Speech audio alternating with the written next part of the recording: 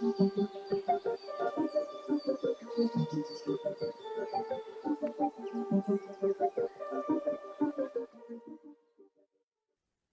everyone, and welcome to this episode of the Coaching Outdoor podcast. This is the end of our current season, and we've got a great podcast for you today. We are going international, all the way over to the US and to a lovely gentleman called Andrew Wolff, who is going to introduce himself and let us know a little bit about where he is. Great. Thank you, Alex and Anna.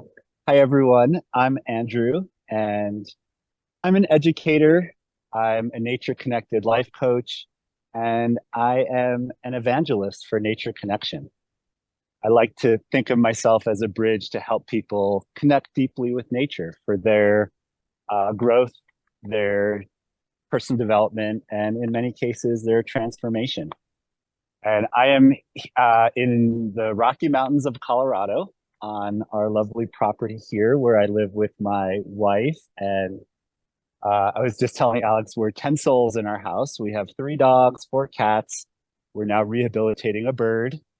And of course, we live amongst all sorts of wild creatures, including moose and elk and bears and deer. And just the other day, I saw on my neighbor's game camera a mountain lion taking a stroll through the property at 2 a.m. And yeah, that's where I am. Wow, Colorado. I have to say, I have never been. I don't know if anyone listening in has been, would love to know. But it is definitely on the list of places to visit. There is something about mountains that for me is definitely my happy place. Hence, I am off to Nepal in 2 days' time to get my fix and pause and be. Anyway, a question that we always start with, a bit of time travel, taking you back to your earliest memory of being outdoors. What was it? Where was it? Where was it? Paint us a picture if you can. That would be great. Sure. Well, we've just had our first snow of the season here in Colorado, and that got me thinking back to my childhood. I was born and raised in the suburbs of New York City, and we would always get so excited when it snowed, especially if it snowed on a school day and school was canceled. And I remember going with some other neighborhood children to a nearby school, which sat up on a hillside with our sleds.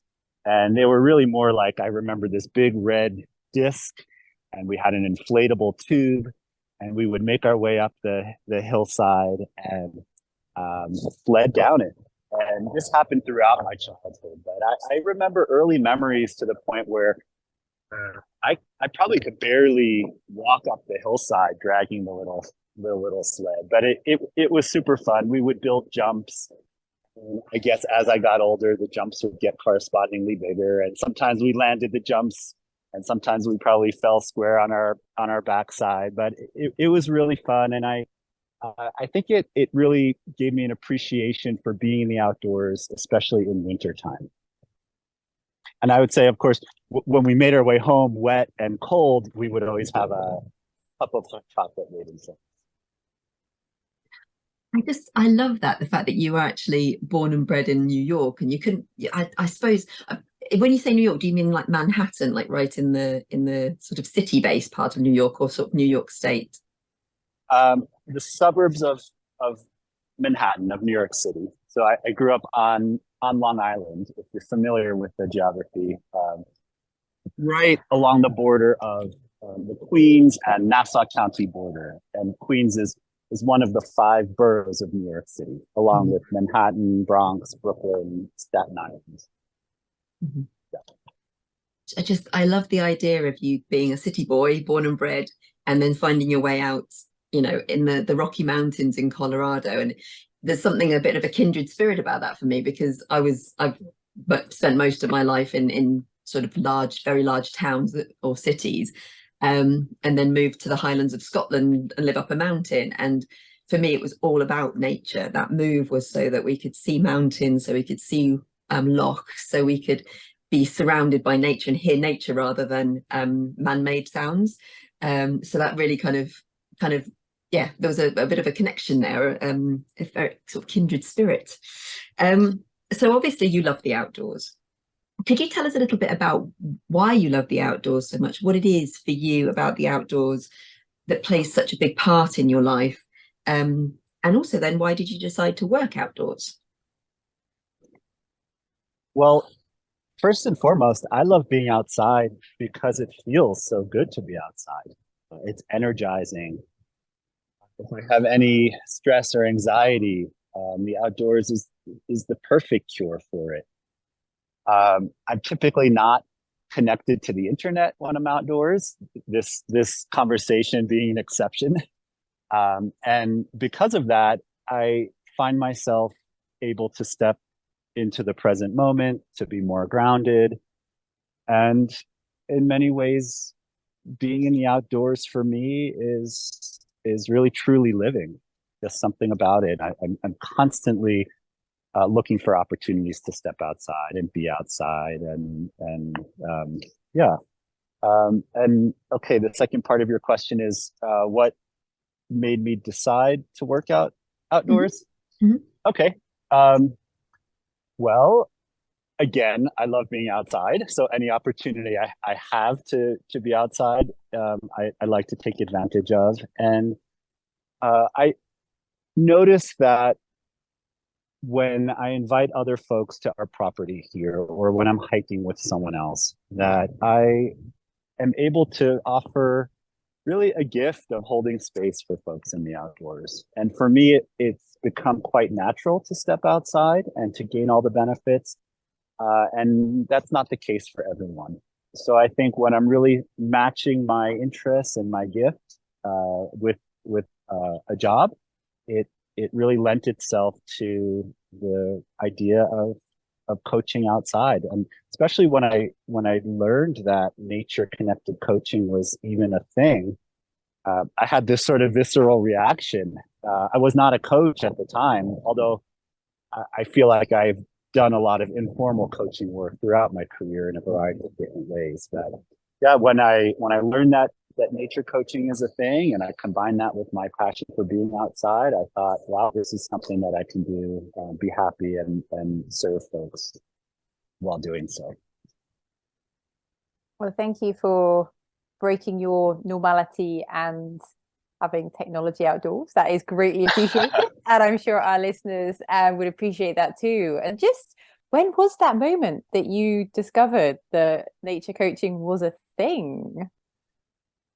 Yeah, it was a Facebook moment, actually, dare I say.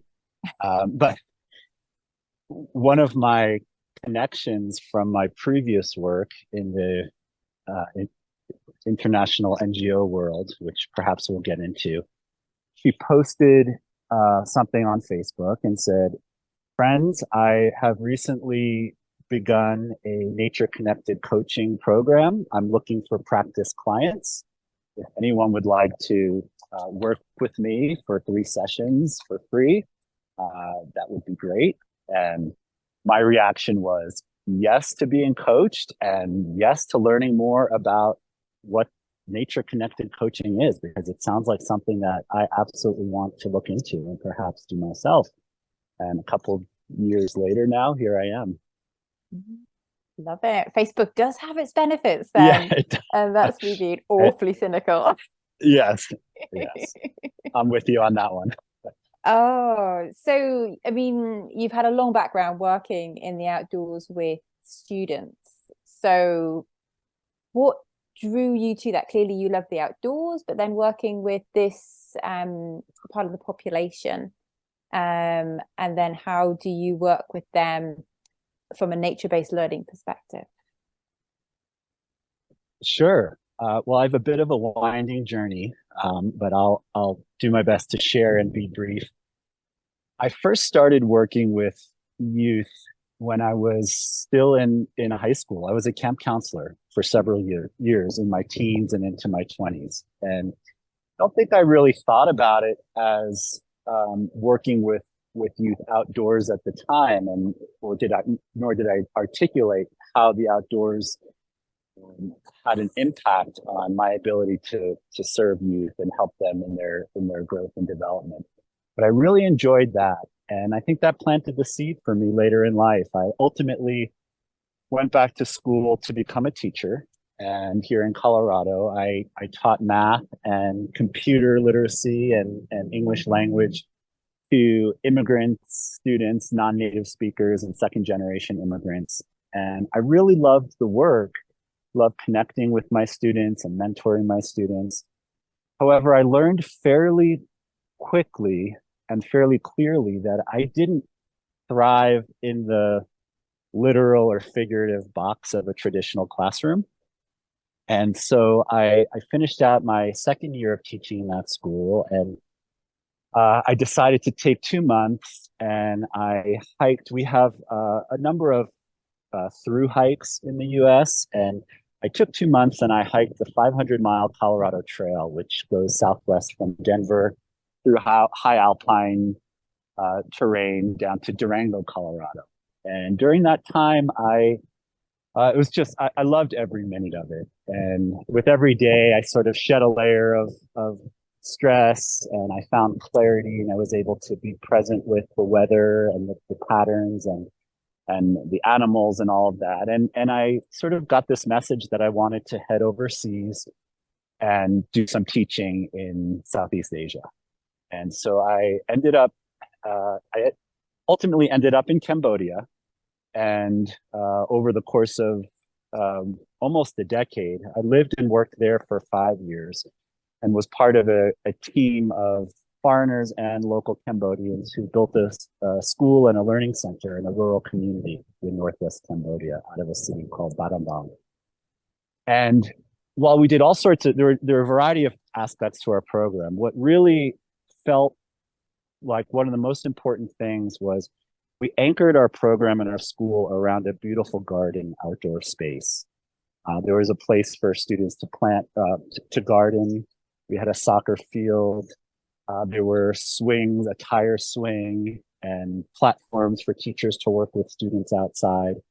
And I didn't necessarily think of it at the time like we're intentionally building around this outdoor space so much, but over the course of the years, it became really clear that working with youth in the outdoors does something to our state of being, where we're able to learn, build relationships, feel comfortable, trusting.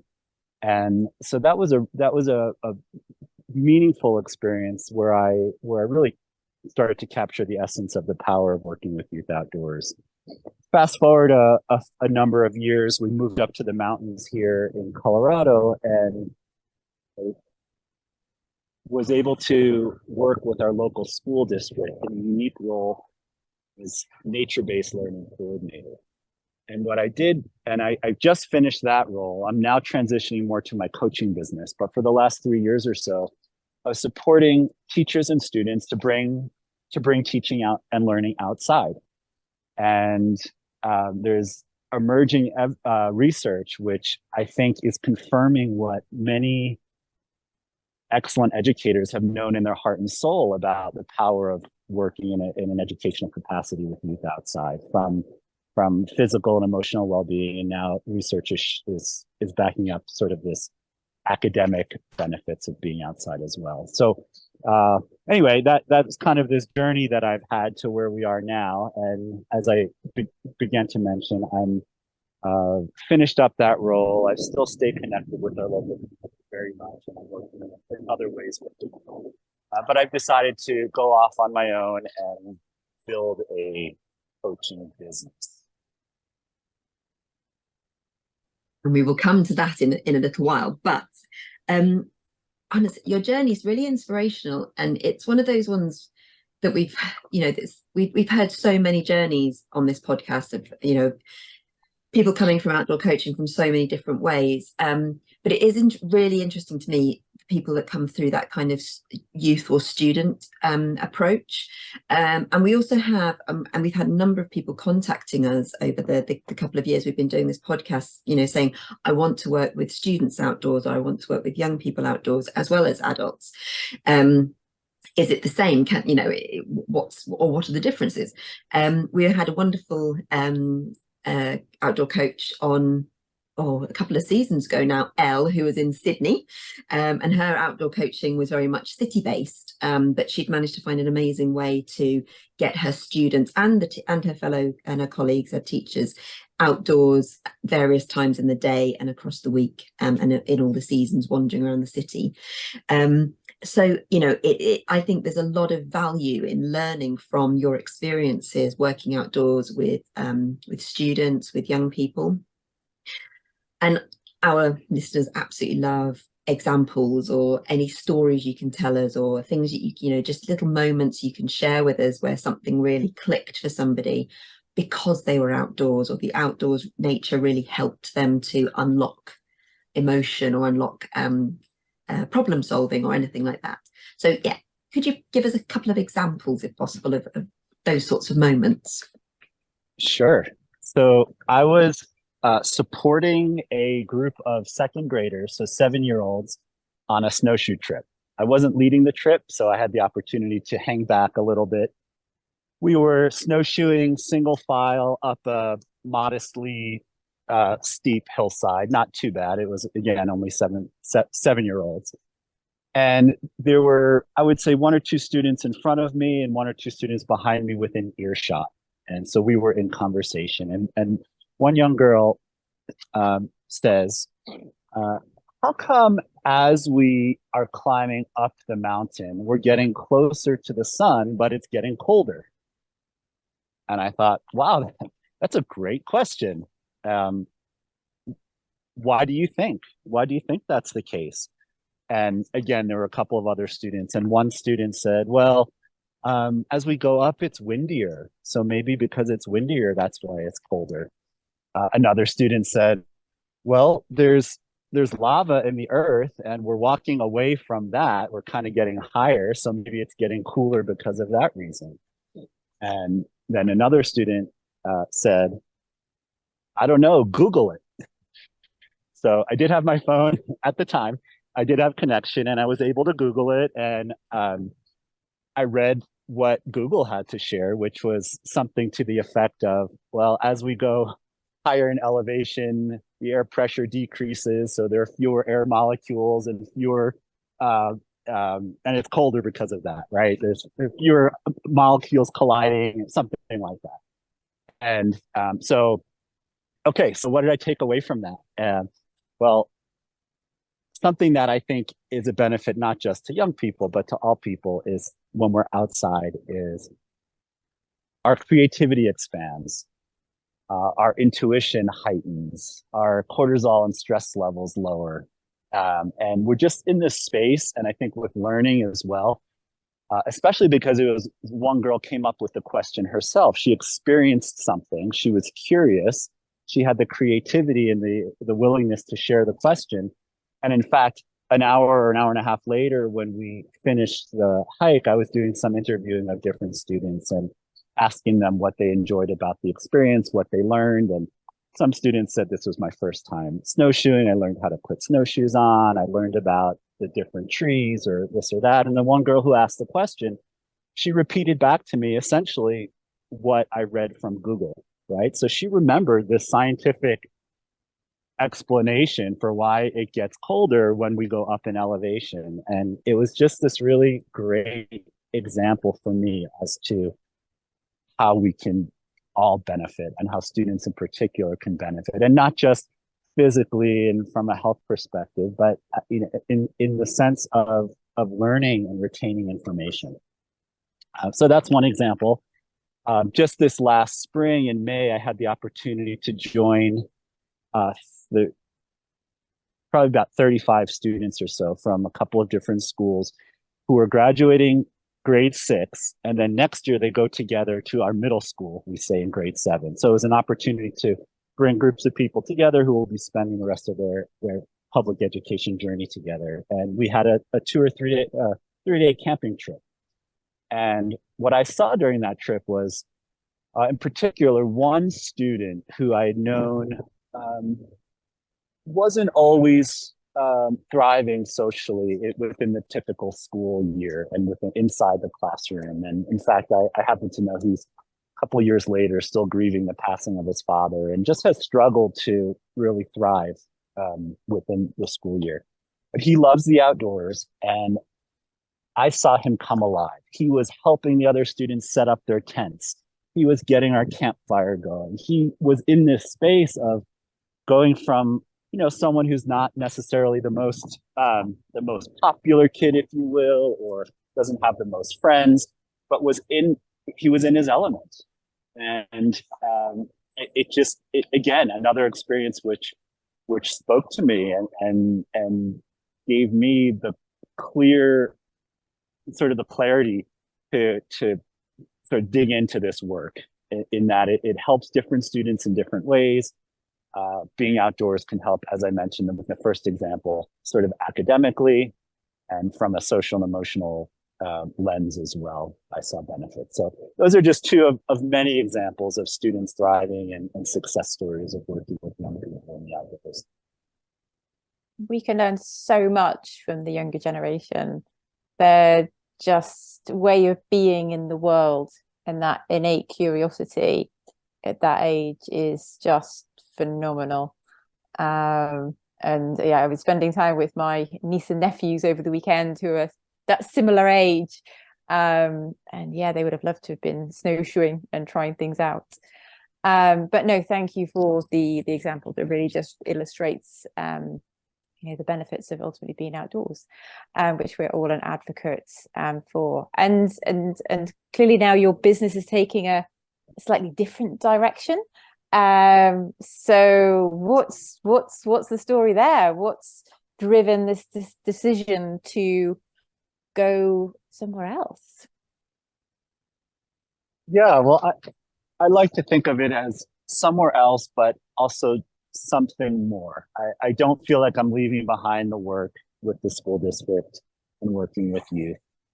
There's just something about the coaching ceremony that I've learned through my coaching program, and working a little bit deeper with individuals to grow and transform, that is drawing my interest. And so, as I mentioned, I had 3 practice sessions as a nature-connected coaching client, and I got so much out of that I did decide ultimately to join into the program. And I will give a little plug. It's a wonderful coaching program, the Earth-Based Institute, based here in Colorado. So if any of the listeners are interested in that, then I would definitely check that out. But so, what I've come to learn is that while I've been a mentor and a coach for youth, the coaching piece has been more of like sports coaching and that sort of thing. I have come to learn that the coaching model that I've been taught, it really lends itself to folks who are slightly older. So if it's an old soul or a teenager, perhaps, or someone in their early 20s, maybe. But because of that, I sort of shifted my thinking, and I'm creating a space here in our land where I would like to host people to come and hold space, create space, hold space in nature for folks. And in particular, I'm working with men mostly who are at a crossroads in their life, who are looking for clarity, who are looking for direction, who are really eager to connect with nature to do this work. Certainly here in the US, I think there's a little bit of a stigma sometimes around therapy, perhaps, and men in particular. We're not always encouraged to explore our emotions. We're kind of like suck it up and provide sort of mentality in many cases. And I've just sort of developed this interest to see how I can support men to really explore their authentic selves. and find clarity towards their vision, work through any challenges. So I was, prior to the podcast, I was showing Alex building a coaching office here alongside the creek on our property. And my vision, and I've started to do this, but I am early on in the process, is to invite folks to come spend some time. It will be typically more than like the hour coaching session, a 50-minute coaching session, and spend a morning. We will do some deep nature connection, have the opportunity to do some sensory awareness or meditation, or even cold immersion in the river, and then work through the coaching model and help men identify their authentic wants and needs, step into a threshold experience, how they need to be to show up in the world the way they want to sort of the more traditional coaching work, which I am learning now. So I guess this is a bit of a long-winded answer to your question. I have full intentions of continuing to work with youth and students for part of my work. And I'm exploring ways to invite people to our land to do the coaching work. And I am excited for the balance of those two things moving forward. I'm just going to do a pause here. There is a chance that this Zoom link might shut itself down in a few minutes. I've realized I've logged in with the wrong account. I have a pro account and I've logged in with the wrong one. Sometimes it doesn't, sometimes it just carries on and gives you an extra 10-15 minutes. If it does, I'll just send you another link and we'll log straight back in again. That's okay. It probably won't, but it might. If you're mid explanation, then we'll just cut it together and everything. Okay, so back to the questions. Okay, so you mentioned just then that you are building a coaching cabin on your land, and you're going to be inviting your clients to actually work in that space. For those people who are watching, it would be wonderful for them to be able to see that kind of environment, and maybe give it a bit of an audio description for those people who are just listening and aren't actually able to watch.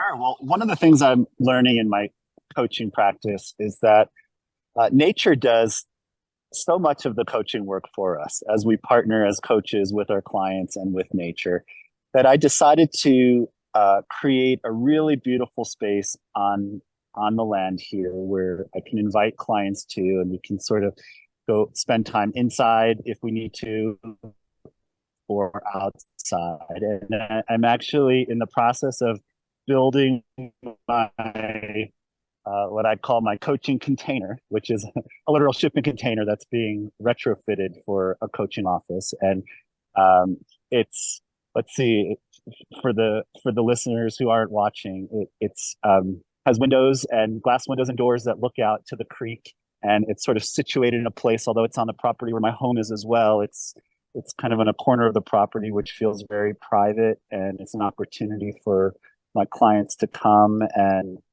drop into their nature connection. I think, as we know, and many of your listeners work with clients outdoors, there's something really powerful about that. And as I started to explain earlier, what happens to clients in the outdoors creates a really fertile ground for this personal growth work and transformation growth work. So the space is here amongst 100-plus-year-old trees, mossy hillside, a creek which widens over here, and I have building a little space in the creek for clients to do cold immersion if they would like to do that. And another thing about working with men over here is I'm providing other opportunities. Like, I have my chainsaw and axe out back, and I found that many men love to sort of enter their primal state and chop wood. And I set up a little archery station as well. So I think what I'm really looking to do is create an experience for clients to come, probably men especially, to step away from the busyness of their daily lives, disconnect from the internet, tune back into their authentic selves. And from there, from that space that sort of baseline state, to rebuild and recreate and be imaginative, identify authentic wants and needs, and then embody those experiences in partnership with nature. So here we are standing in front of the container. This is looking at it, and again, the view out here, much of the creek is frozen over, but it's just a delightful, peaceful setting for working with clients. And I have to say it's lovely as well, because it's, you, as you said, you had your first snow yesterday, so there's a lovely layer of snow on the ground as well, which makes it really kind of bright as well, because the sun's out and you've got a lovely white coating on the ground, so it's a very bright, lovely pine forest environment you've got there, which is a lovely place. I mean, it's one of my favorite types of outdoor space, I have to say. And you've got the blue space and the green space there together, which as we all know from the research, the blue space and green space are so important, and they have different ways of helping and ways of opening up channels within us in very different ways. So what would you say is the most important thing that you've learned yourself in your work outdoors? And what sort of piece of advice would you give to anybody who is maybe wanting to go into working in the outdoor space, whether it's with students and youth or whether it's with adults? Well, advice that I give to everyone about the outdoors, I'll just start with that, is the more the better. So get outside, even a little bit every day is helpful. And I will say, one of the things that we've learned in working with youth in the outdoors, in the past, most of students were inside most of the school year, right? And there were relatively few opportunities for them to get outside in a learning capacity. And then perhaps once a year, at the end of the year, there would be some epic adventure. I mentioned this overnight camping trip, which was wonderful. Sometimes students have the opportunity to climb a peak or something like that. What we're really leaning into as it pertains to working with students in the outdoors is a daily dose of nature connection. And I liken it to taking one vitamin a day rather than the whole bottle once a year, right? And that seems to really show positive, really noticeable, marketable benefits for students. As it pertains to sort of what I've learned is, I'd say for me, one of the biggest benefits, for much of my life, I was sort of the type who was a people pleaser, and I often made decisions based on what I thought other people wanted of me or society. And what nature's done for me, it's given me an opportunity to sort of step away from that, shed those expectations, sort of be rooted and grounded like these trees around us. And again, in nature, there's metaphors and signs and symbols all over the place. And so I've learned to be my authentic self in nature. That's probably the biggest thing that I've learned. And advice that I could give to people, I would say, in the northern hemisphere here, our seasons are changing. We're in autumn or fall, and we're heading into winter. And I'd say, don't let the changing weather be an excuse to stay inside. The cold weather, the snow. In many ways, we're sort of in the fall season where we tend to retreat and slow down and quiet ourselves for the winter ahead. And while I think that's a great idea, let's be intentional about getting outside as well.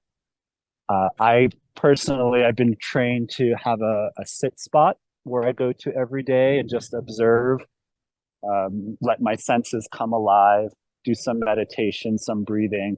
And that's a great opportunity for your other listeners to do. I'm sure many of them, our outdoors people, already do that. But really anything that gets you outside, walking the dog, going hiking in the winter, bundle up. For our mental health and for our physical health, I would say, do yourselves a favor and be intentional about getting outside despite the colder weather. And it's just so needed. You really just reminded me of a conversation I was having earlier with a client online, variety of coaching, which I also dip into. And they'd literally been sat at their desk since 5:30 in the morning, UK based, working around time zones, hadn't been outside. Step count was about 200. Not that, really want to get obsessed with the numbers, self-quantification, all that. Though there really is a need. I don't know, we're in a little bit of an echo chamber here, preaching to the converted. Right. But ultimately, how can we have that ripple effect and move beyond our community? So resources, it would be interesting to know your recommendations. You've already touched on the Earth-Based Institute. What else has influenced your work that you would recommend to our listeners and watchers? Yeah, sure. As it pertains to working with youth outdoors in an educational setting, I highly recommend the Children and Nature Network. And I believe it's US based, but I think they might have some reach beyond just the US. There's great resources there and research which speaks to the importance of getting kids outside in school settings. So Children and Nature Network, the Earth-Based Institute. This past year, I was part of a nature-based learning fellowship, which might be of interest to some of your listeners, and that's called Good Natured Learning. So you can look that up, and there's some information there. Other than that, from the coaching sides of things, I imagine many of your listeners, and this is a little bit off topic, but it's something that's been meaningful for me. I imagine some of your listeners are familiar with Joe Dispenza and his work around brain and change and the power of our thoughts. And, that's kind of something that I'm certainly not an expert in yet, but as I grow my coaching business and have more experience, it's super powerful work. And he's got all sorts of books out there. So I would recommend his work. And I think that's probably a good place to start for your listeners. I've got one of these books on the shelf behind me. I've got lots of books on neuroscience and the brain. But you're absolutely right. I think that understanding of what is happening inside the brain or the body when it's connected with nature, whether it's sight, sound, smell, touch, taste, whatever senses being, or all of them at once.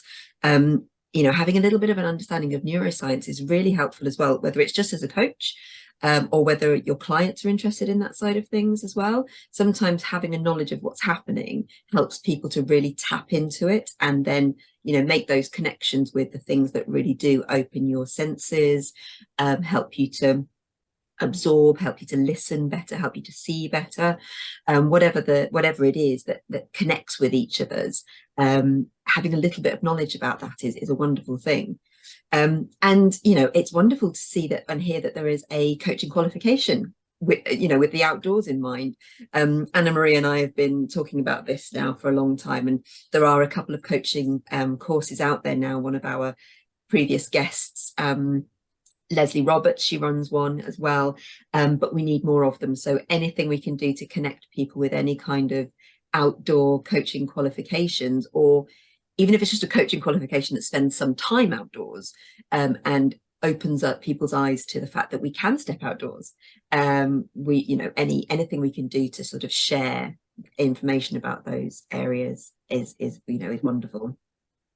And I'll just say, I just want to say, and for your listeners who already are qualified to coach, the Earth-Based Institute has programs that just would supplement their skill sets. And you don't need to go for a full qualification, but really top tier coaches and mentors and teachers, I highly, highly recommend the Earth-Based Institute. Wonderful. That's great. So I need to wrap up now, unfortunately. I could talk to you for days, hours.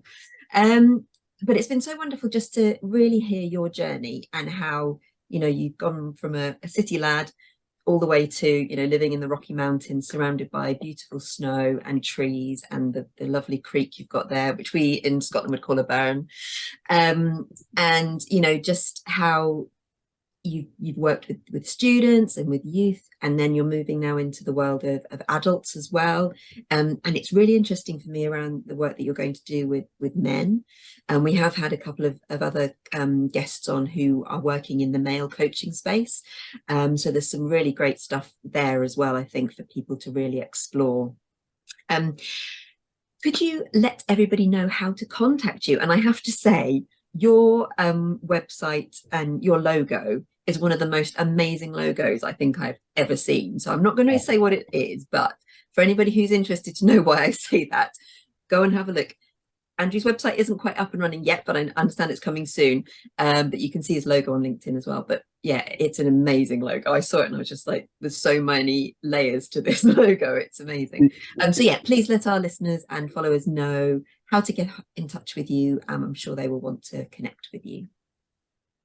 Yeah, well, thank you for that. wolffcoaching.com. And you can email me at andrew@wolffcoaching.com.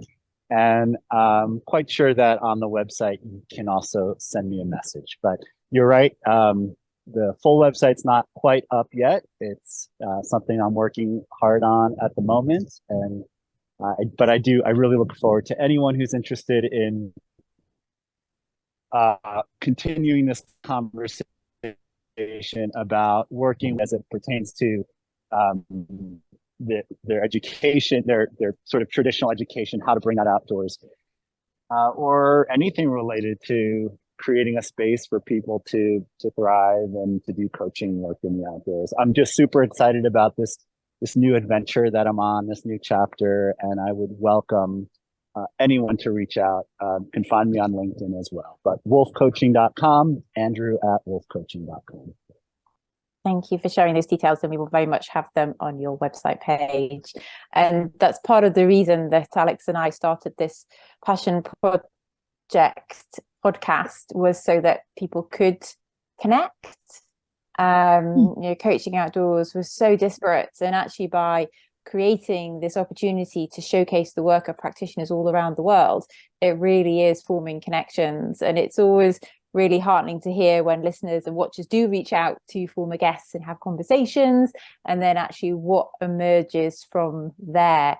It's all about sparking ideas and what can be ignited in little pockets across the coaching world. And it's just been really, really amazing to see the Coaching Outdoors, or green or eco, or however it is labeled, really explode in the last kind of three or 4 years. So exciting times ahead, and very much wish you the best of luck with your various projects.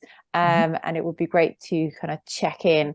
We have talked about maybe having some former guests back on to kind of do okay, well, where now, what's happened, because the podcast has been going for over 2.5 years, and clearly you know, things change, people move on and things evolve. So I think that could be an interesting, maybe for series 7 or 8, you know, who knows. But no, thank you so much for your time, and thank you, dear listener, watcher, for taking the time, making space in your day to join us in this conversation. As ever, we are always interested to hear your thoughts, your feedback, your comments, your questions.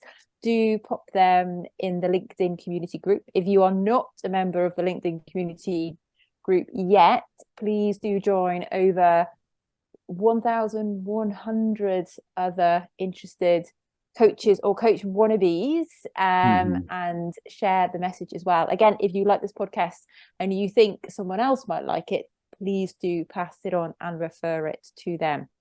So this episode is clearly one of several. If this is your first time listening, please do check out the back catalogue. There is a wealth of knowledge, experience and skills to dip into. So please do go and have a look at the back catalogue on the website. But other than that, it is a wrap for today. Enjoy the rest of your day wherever you are in the world. And Andrew, a big thank you from myself and Alex once again. Thank you both. And Anna Marie, have a wonderful trip to Nepal, a safe trip. Enjoy your high altitude running. Thank you. Little bit excited, very excited. Thank you so much, Andrew. Yeah, thank you both. I appreciate it.